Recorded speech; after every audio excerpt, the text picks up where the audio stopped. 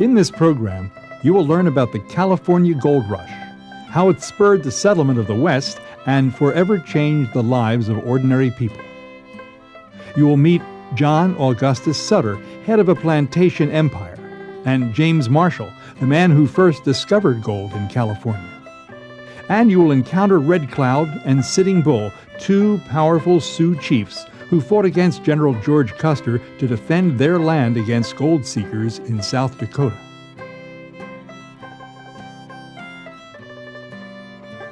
Even before gold was discovered in California in 1848, the West offered Americans a chance to live out their dreams.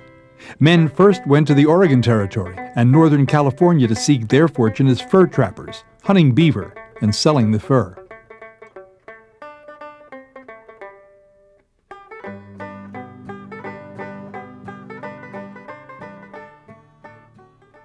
California was still sparsely populated then.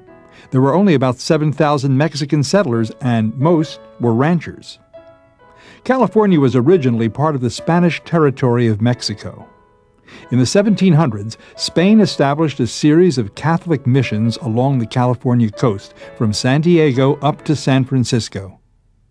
In addition to their religious work, the missions developed big farms, which often used Indian labor to grow food and raise livestock.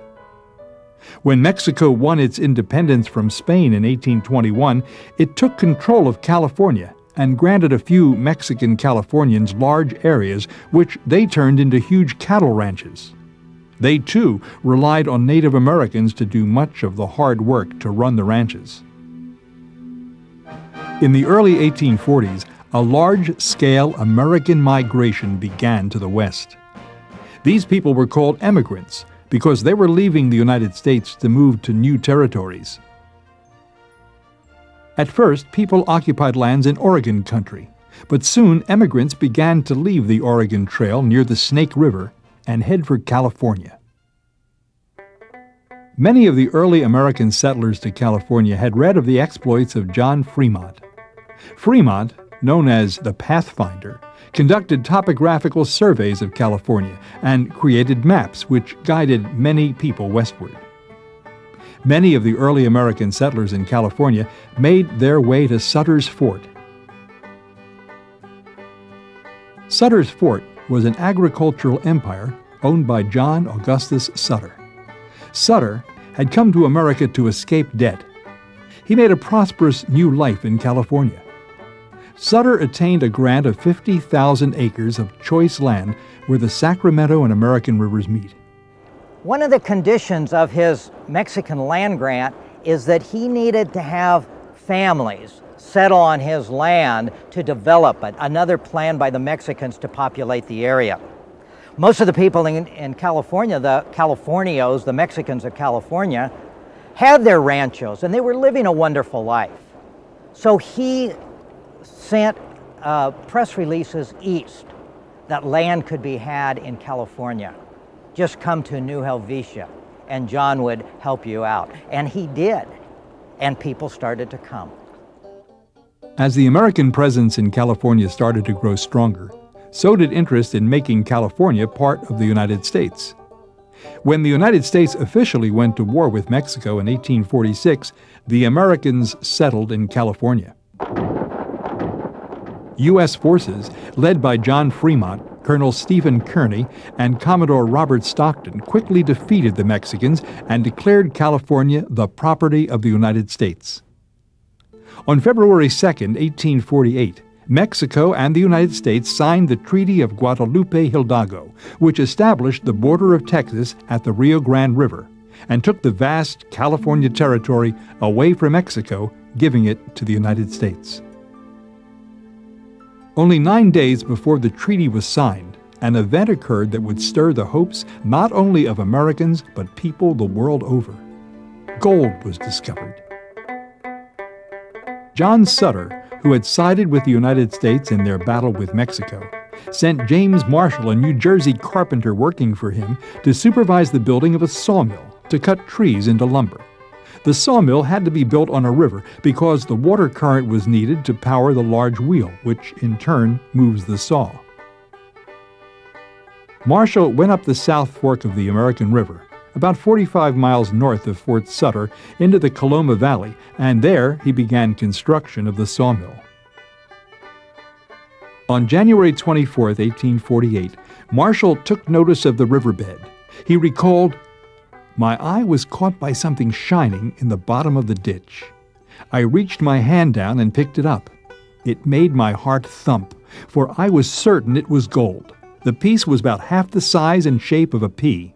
Then I saw another."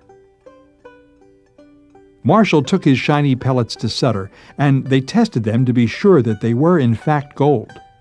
One means of testing was to scrub the nuggets with soap. If the distinctive appearance of gold remained, it was genuine. The gold passed every test.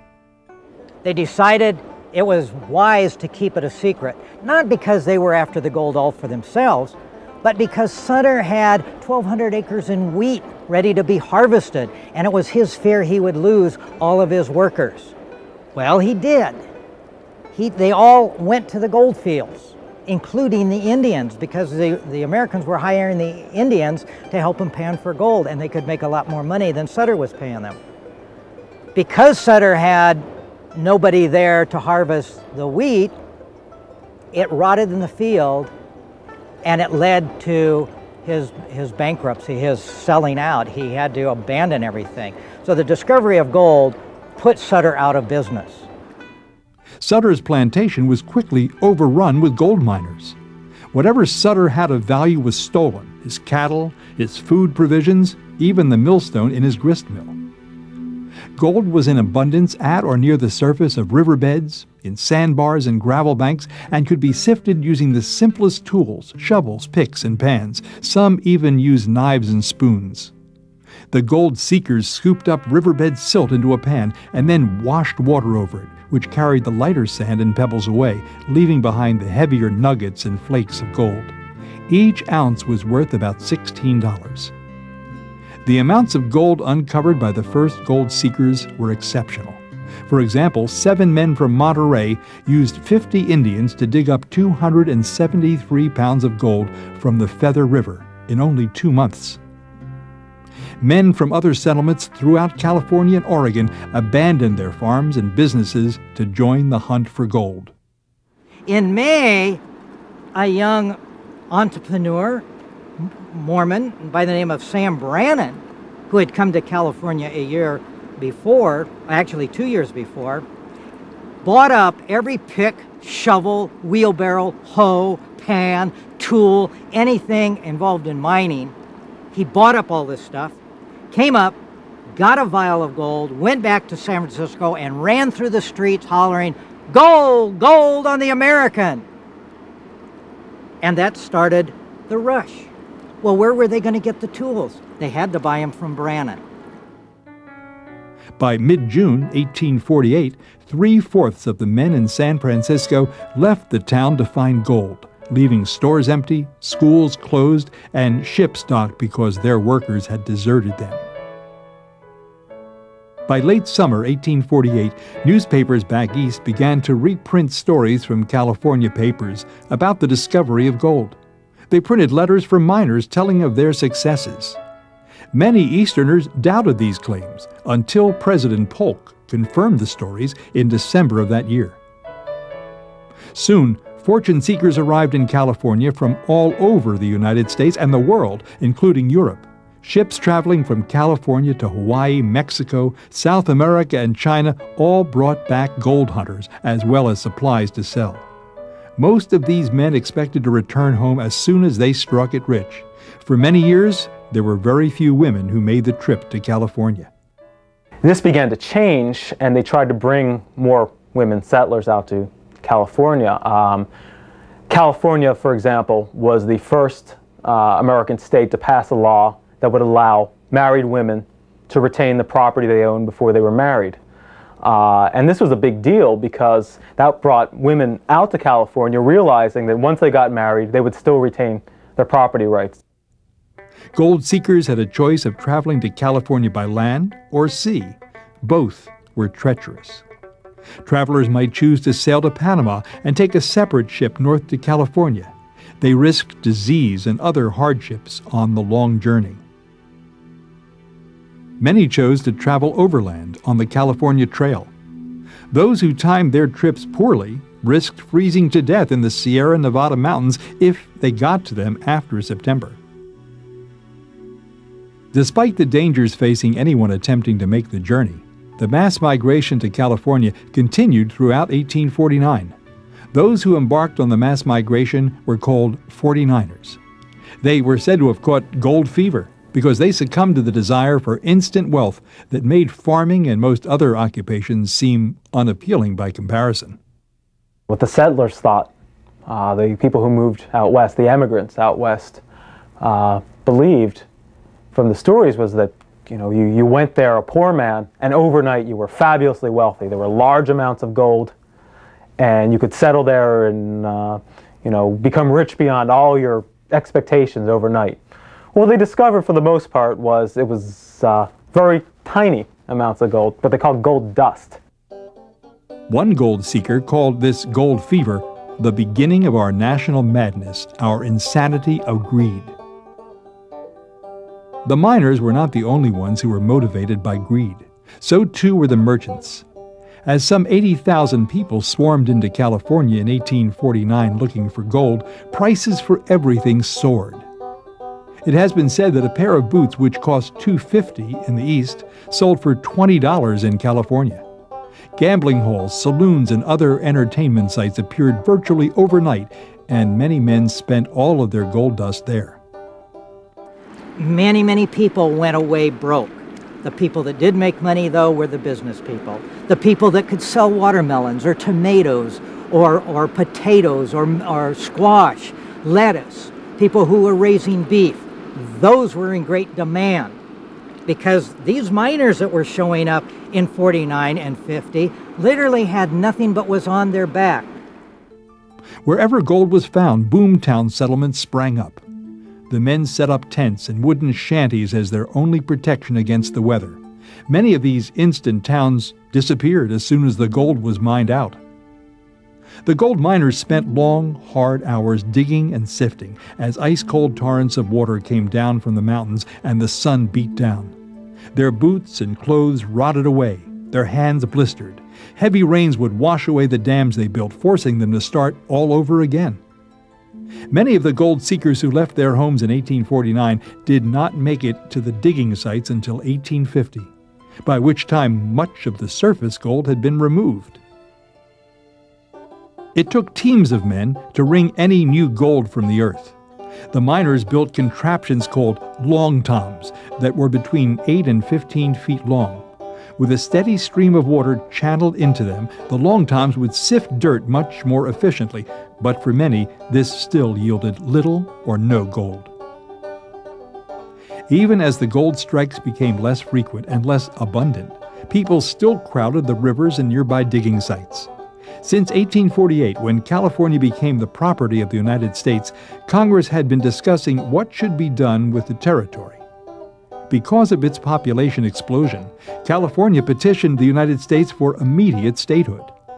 The political status of California became a major source of controversy throughout the United States. Nationally, the question was asked whether California would be admitted to the Union as a slave state or a free state. California drew up a state constitution that banned slavery, primarily to prevent miners from having to compete against slave labor in the diggings. African Americans in California, however, were not granted full rights of citizenship. California's petition for statehood heightened the already simmering tensions in Congress between slave states and free states. Finally, Kentucky Senator Henry Clay helped to create what came to be known as the Compromise of 1850. California was admitted as a free state, in other words, no slaves, and in return, the United States passed very severe fugitive slave laws that were expected to be enforced throughout the country. Also, black settlers in California were given no political rights. In the meantime, the American miners in California pressured the state government to prevent the influx of foreign miners from claiming gold the Americans felt was rightfully theirs. the Mexicans, the Chileans, the Australians, the Europeans, the Chinese that were coming in, the Hawaiians. What about all of these people?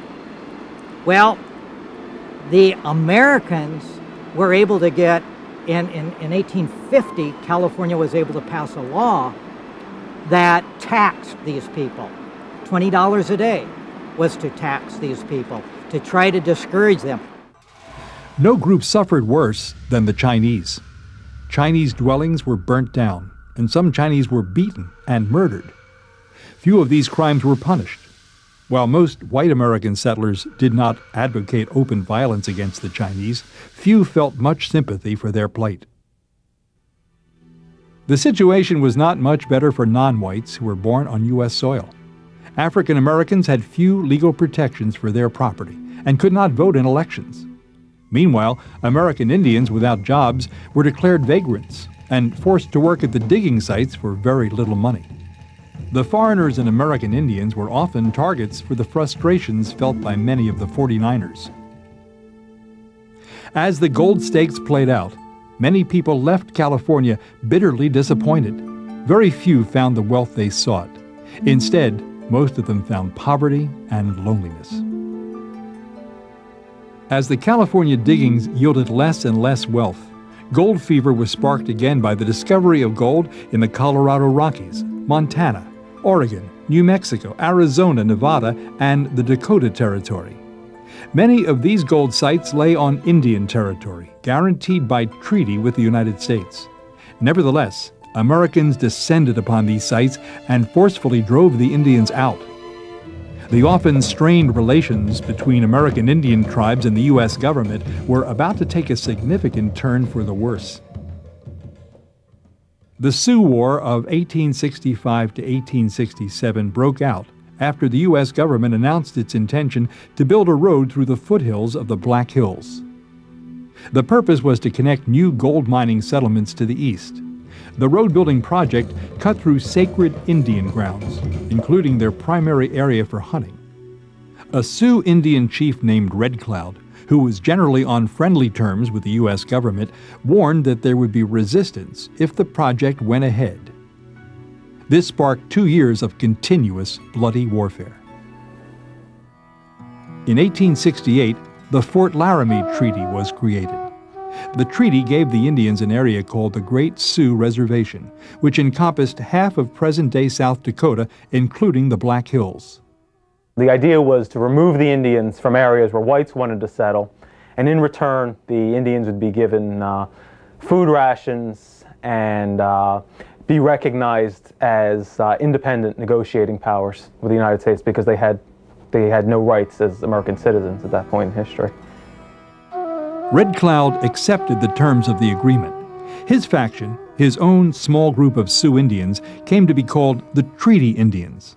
Another faction of the Sioux, however, refused to make any concessions to the whites. Under the leadership of Sitting Bull, they were called the Non-Treaty Indians. The non-treaty faction included a famed Oglala Sioux warrior named Crazy Horse, who led Indian forces to ambush an entire command of soldiers outside a fort in Wyoming. The non-treaty Indians refused to stay on the Great Sioux Reservation. By the early 1870s, gold fever came to the Black Hills. Rumors spread quickly that there was gold in the Black Hills on the Great Sioux Reservation. Another round of armed conflict with the Indians lay just around the corner. In 1874, George Armstrong Custer led over 1,200 men on what was called a scientific expedition into the Black Hills to look for gold. Custer was known for his reckless bravery and harsh leadership style. When Custer's troops succeeded in finding gold, word got out, and miners streamed in to strike it rich in violation of the Fort Laramie Treaty. Custer sought to increase his fame in the Dakotas by fighting the Indians. The U.S. Army was supposed to remove any white trespassers from the reservation, but gold seekers soon overwhelmed them. Since Custer's sympathies were with the gold miners, he threatened to punish any Indians who resisted the miners. Before full-scale war broke out again with the Sioux Indians, the United States government tried to buy or lease the Black Hills from them. Sitting Bull's non-treaty Indians aggressively opposed the negotiations. The government demanded that these non-treaty Indians leave the hunting grounds. Sitting Bull refused. They maintained that they had the right to maintain grounds that were sacred to them. The white man had no right on there, and therefore they promised to fight anybody that tried to put them off of their land. In the meantime, the treaty Indians continued to seek a peaceful settlement. The treaty Indians demanded that the United States government supply substantial amounts of food and housing to them, but the government deemed the proposals too costly. General Philip Sheridan, a famous Civil War general, drew up a plan of attack.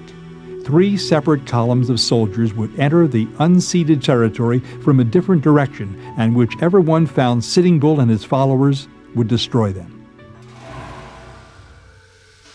On June 25, 1876, Custer brought his troops into the valley of the Little Bighorn River and split his forces, hoping to surround Sitting Bull's faction.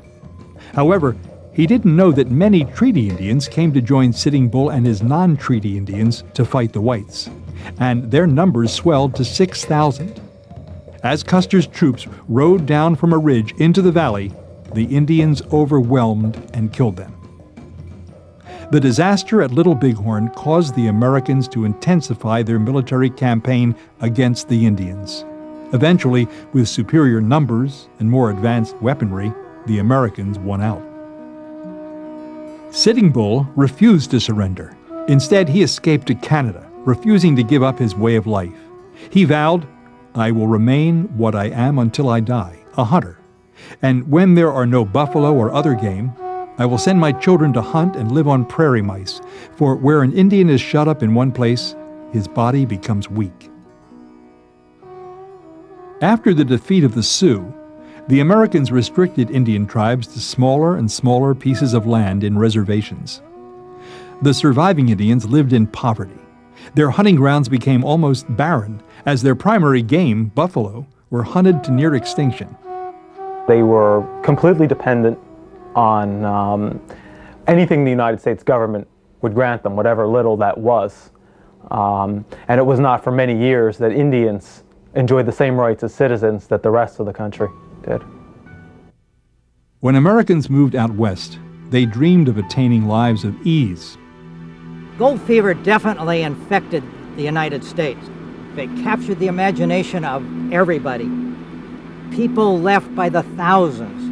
In 1849, it's estimated that maybe upwards of 40,000 people left the Midwest and the East coming overland. Another 50 or 60,000 came by sea, and they all arrived in California looking for their fortunes.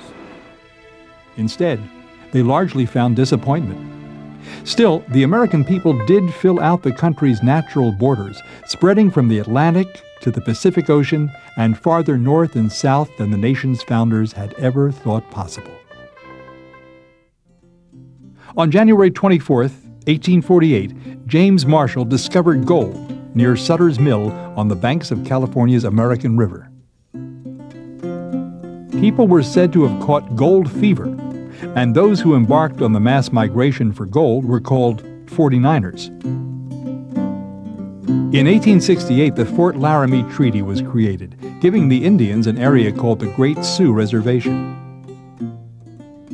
In the early 1870s, gold was discovered on the Great Sioux Reservation, and gold seekers overwhelmed the reservation in violation of the Fort Laramie Treaty. On June 25, 1876, General George Custer and his troops were defeated by Sitting Bull and his non-treaty Indians at the Battle of Little Bighorn.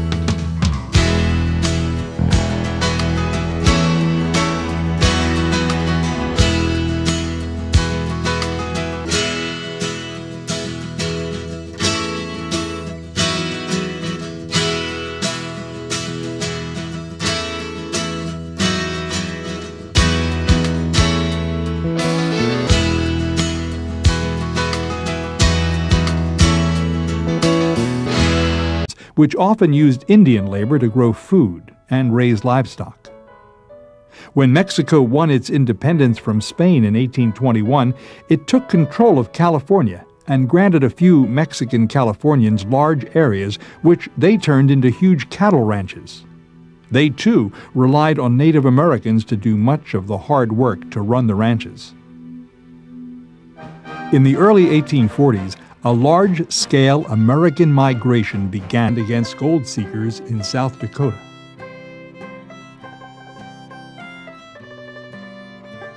Even before gold was discovered in California in 1848, the West offered Americans a chance to live out their dreams.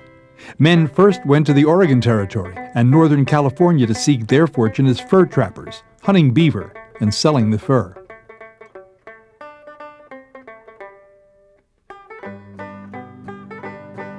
And to the West. These people were called emigrants because they were leaving the United States to move to new territories. At first, people occupied lands in Oregon country, but soon emigrants began to leave the Oregon Trail near the Snake River and head for California. Many of the early American settlers to California had read of the exploits of John Fremont. Fremont, known as the Pathfinder, conducted topographical California was still sparsely populated then. There were only about 7,000 Mexican settlers, and most were ranchers. California was originally part of the Spanish territory of Mexico. In the 1700s, Spain established a series of Catholic missions along the California coast, from San Diego up to San Francisco. In addition to their religious work, the missions developed big farms. In this program, you will learn about the California Gold Rush, how it spurred the settlement of the West and forever changed the lives of ordinary people.